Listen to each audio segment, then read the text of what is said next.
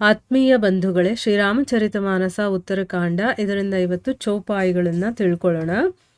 ಪುನಿ ಸಪ್ರೇಮ ಬೋಲೆವು ಖಗರಾವು ಜೌ ಕೃಪಾಲ ಮೋಹಿ ऊपर भावूं नाथ मोही निज सेवक जानी सप्त प्रश्न मम कहूँ बखानी प्रथम ही कहूँ नाथ मति धीरा सबते दुर्लभ कवन शरीरा बड़ दुख कवन कवन सुख भागरी सोऊं संक्षेप ही कहूँ बिचारी संत असंत मरम तुम्ह जानहूँ तिन्ह कर सहज सुभाव बखानहूँ कवन पुण्य श्रुति विदित विशाला कहूँ कवन अघ परम कराला मानस रोग कहूँ समुझाई तुम्ह सर्वज्ञ कृपा अधिकाई तात सुनहु सादर अति प्रीति मैं संक्षेप कहूँ यह नीति नरतम सम नहीं कवनियो देहि जीव चराचर जाचत तेहि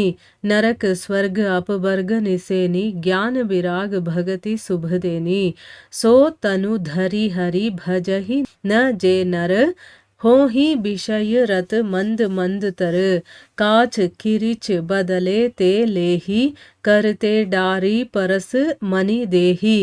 ಇವು ಚೌಪಾಯಿಗಳು. ಈಗ ಇದರ ಅರ್ಥವನ್ನು ತಿಳ್ಕೊಳ್ಳೋದಕ್ಕೆ ಪ್ರಯತ್ನ ಮಾಡೋಣ. ತುಳಸಿದಾಸರು ಹೇಳುತ್ತಾರೆ, ಕಾಕಭೂಷುಂಡಿಯವರು ಗರುಡನಿಗೆ ಸತ್ಸಂಗದ ಬಗ್ಗೆ ಹೇಳ್ತಾ ಇದ್ದಾರೆ. ಭಕ್ತಿ ಅನ್ನೋದು ತುಂಬಾ ಇಂಪಾರ್ಟೆಂಟು. ರಾಮನ ಭಕ್ತಿ ಇರುವಂಥದ್ದು, ಅವನ ನಾಮಸ್ಮರಣೆ ಮಾಡುವಂಥದ್ದು ಎಷ್ಟು ಇಂಪಾರ್ಟೆಂಟು. ಹಾಗೆ ಸತ್ಸಂಗ ಮಾಡೋರಿಗೆ ಈ ರಾಮ ಭಕ್ತಿ ಅನ್ನೋದು ಸುಲಭವಾಗಿ ಸಿಗುತ್ತೆ. ಬ್ರಹ್ಮನೇ ಅಂದರೆ ವೇದಗಳೇ ಕ್ಷೀರ ಸಮುದ್ರ, ಜ್ಞಾನ ಅನ್ನೋದೇ ಮಂದರಾಚಲ, ಸಂತರೇ ಸುರರು. ಅವರು ಈ ಸಮುದ್ರವನ್ನು ಮಥನ ಮಾಡಿ ಮಾಡಿ ರಾಮಕಥೆ ಅನ್ನುವಂಥ ಅಮೃತವನ್ನು ತೆಗಿತಾರೆ. ಅದರಲ್ಲಿ ಭಕ್ತಿ ರೂಪಿ ಅಮೃತ ಮಾಧುರ್ಯ ಅಂತಂದರೆ ಆ ಒಂದು ಸವಿ ಅಂತ ಹೇಳ್ತೀವಲ್ವಾ, ಅದು ಅದರಲ್ಲಿದೆ. ವೈರಾಗ್ಯ ಅನ್ನುವಂಥ ಗುರಾಣಿಯನ್ನು ಹಿಡಿದು ತನ್ನನ್ನು ರಕ್ಷಣೆ ಮಾಡ್ಕೊಳ್ತಾ, ಜ್ಞಾನ ಅನ್ನುವಂಥ ಖಡ್ಗದಿಂದ ಮದ ಮೋಹ ಲೋಭ ಅನ್ನುವಂಥ ಶತ್ರುಗಳ ಜೊತೆ ವಿಜಯವನ್ನ ಪಡ್ಕೊಳ್ಳೋದಿದೆಯಲ್ಲ, ಅದೇ ಹರಿಭಕ್ತಿ. ಖಗರಾಜ, ಇದರ ಬಗ್ಗೆ ನೀನು ವಿಚಾರ ಮಾಡು ಅಂತನ್ಬಿಟ್ಟು ಅವರು ಹೇಳ್ತಾರೆ. ಆಮೇಲೆ ಖಗರಾಜನಾದಂತಹ ಗರುಡ ಪ್ರೀತಿಯಿಂದ ಈ ರೀತಿ ಹೇಳ್ತಾನೆ. ಏನು ಹೇಳ್ತಾನೆ? ಕೃಪಾಳುವೆ, ನನ್ನ ಮೇಲೆ ಪ್ರೇಮ ಇರೋದೇ ಆದರೆ ಪ್ರಭು, ನನ್ನನ್ನು ನಿಮ್ಮ ಸೇವಕ ಅಂತ ನೀವು ತಿಳ್ಕೊಳ್ಳಿ. ನನ್ನ 7 ಪ್ರಶ್ನೆಗೆ ದಯಮಾಡಿ ಉತ್ತರವನ್ನು ಕೊಡಿ ಅಂತ ಅಂದ್ಬಿಟ್ಟು ಇಲ್ಲಿ ಕೇಳ್ಕೊಳ್ತಾ ಇದ್ದಾರೆ. ಅಂದರೆ ನಿಮಗೆ ನಿಜವಾಗ್ಲೂ ನನ್ನ ಮೇಲೆ ಪ್ರೀತಿ ಇರೋದಾದರೆ ನೀವು ಇಷ್ಟೆಲ್ಲ ಹೇಳಿದ್ದೀರಾ, ನಾನು ನಿಮ್ಮ ಸೇವಕ ಅಂತ ತಿಳ್ಕೊಂಡು ನನಗೆ ಕೆಲವೊಂದು ಪ್ರಶ್ನೆಗಳಿದೆ, ಅದಕ್ಕೆ ನೀವು ಉತ್ತರವನ್ನು ಕೊಡಿ. 7 ಪ್ರಶ್ನೆಗಳನ್ನು ಕೇಳ್ತೀನಿ, ಅದಕ್ಕೆ ನನಗೆ ಉತ್ತರವನ್ನು ಕೊಡಿ ಅಂತಂದ್ಬಿಟ್ಟು ಇಲ್ಲಿ ಕೇಳ್ಕೊಳ್ತಾ ಇದ್ದಾರೆ. ಆ ಪ್ರಶ್ನೆಗಳು ಏನು ಅಂತ ಒಂದೊಂದಾಗಿ ಈಗ ನಾವು ತಿಳ್ಕೊಳ್ಳೋಣ. ಅವರು ಹೇಳ್ತಾರೆ, ಓ ಧೀರಮತಿಯೇ, ಅತ್ಯಂತ ದುರ್ಲಭವಾದಂತಹ ಜನ್ಮ ಯಾವುದು? ಫಸ್ಟ್ ಮೊದಲನೇ ಪ್ರಶ್ನೆ, ದುರ್ಲಭವಾದಂತಹ ಜನ್ಮ ಯಾವುದು? ಮತ್ತು ಎಲ್ಲಕ್ಕಿಂತ ಘೋರವಾದಂತಹ ದುಃಖ ಯಾವುದು? ನಾವು ಯಾವ್ಯಾವುದನ್ನೋ ದುಃಖ ಅಂತ ಅಂದ್ಕೊಂಡಿದ್ದೀವಲ್ವ, ಆದರೆ ಎಲ್ಲಕ್ಕಿಂತ ಘೋರವಾದ ದುಃಖ ಯಾವುದು? ಎಲ್ಲಕ್ಕಿಂತ ದೊಡ್ಡ ಸುಖ ಯಾವುದು? ಆಮೇಲೆ ಸಜ್ಜನರ ಲಕ್ಷಣಗಳೇನು? ದುರ್ಜನರ ಸ್ವಭಾವ ಅನ್ನೋದು ಯಾವುದು? ಅವರಲ್ಲಿರುವಂಥ ಭೇದ ಏನು? ಅಂದರೆ ಸಜ್ಜನರು ಮತ್ತು ದುರ್ಜನರಲ್ಲಿರುವಂಥ ಭೇದ ಏನು? ಆಮೇಲೆ ಶ್ರುತಿಗಳಲ್ಲಿ ಹೇಳಿರುವಂತಹ ದೊಡ್ಡ ಪುಣ್ಯ ಕಾರ್ಯ ಯಾವುದು? ಈಗ ನಾವು ಪುಣ್ಯ ಕಾರ್ಯಗಳನ್ನು ಮಾಡಬೇಕು ಅಂತ ಹೇಳ್ತಾರಲ್ಲ, ಆದರೆ ನಮ್ಮ ಧರ್ಮಗ್ರಂಥಗಳ ಪ್ರಕಾರ ದೊಡ್ಡ ಪುಣ್ಯ ಕಾರ್ಯ ಯಾವುದು? ಆಮೇಲೆ ಭಯಂಕರವಾದಂತಹ ಪಾಪ ಕಾರ್ಯ ಯಾವುದು?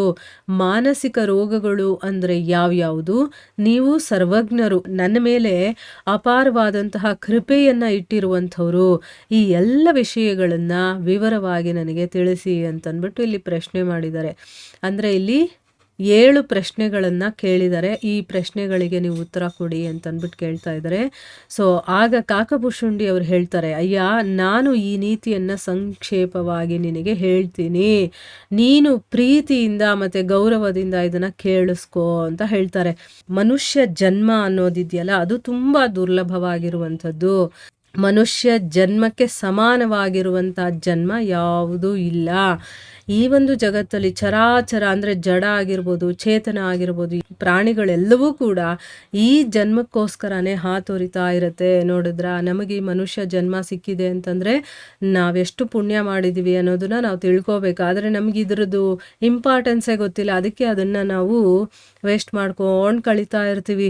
ಈ ಮನುಷ್ಯ ಜನ್ಮ ಅನ್ನೋದಿದೆಯಲ್ಲ, ಇದು ನರಕ, ಸ್ವರ್ಗ, ಮೋಕ್ಷ ಇದಕ್ಕೆಲ್ಲ ನಿಚ್ಚಣಿಕೆ ಆಗಿದೆ. ಅಂದರೆ ನಾವು ಇಲ್ಲಿಂದ ನರಕಕ್ಕಾದರೂ ಹೋಗ್ಬೋದು, ಸ್ವರ್ಗಕ್ಕಾದರೂ ಹೋಗ್ಬೋದು, ಅಥವಾ ಮೋಕ್ಷವನ್ನಾದರೂ ಪಡ್ಕೋಬೋದು.